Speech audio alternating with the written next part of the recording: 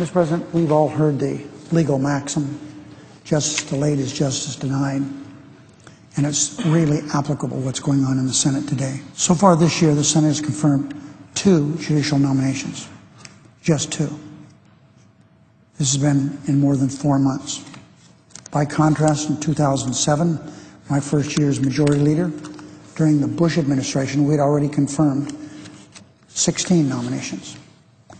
If the Republican majority keeps up their current trend of ignoring judicial nominees, by the end of this year, we will have confirmed 5 for the entire year. The last time the Senate confirmed so few presidential judicial nominations was, unsurprisingly, the Republican majority here in the Senate at the end of the Clinton administration. It's funny how history repeats itself. Federal courts depend on the Senate to do its job so justice can be dispensed in courtrooms all across the country. As of today, there are 55 federal court vacancies, 24 of which are classified as emergency. At the beginning of the year, there were only 12 judicial emergencies. Now it's double that, 24.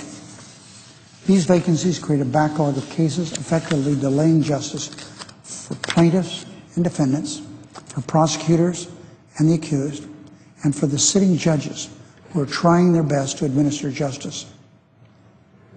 But they can't do their work because they are so overwhelmed with work. This is really unconscionable.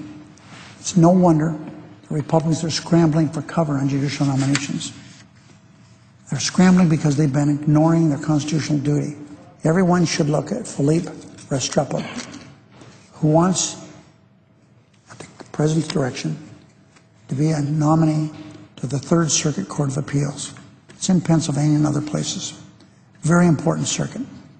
And despite being nominated by the President 6 months ago, this man is not even going to be on the calendar. So Restrepo and others will not be on the agenda, despite the fact that this Philadelphia-based seat is an emergency, a judicial emergency.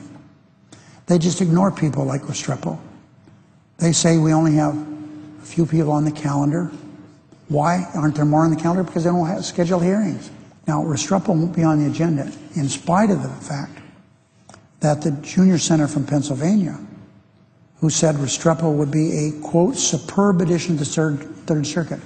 Why doesn't he come here, the junior senator from Pennsylvania, and talk about this man being held up by his own party?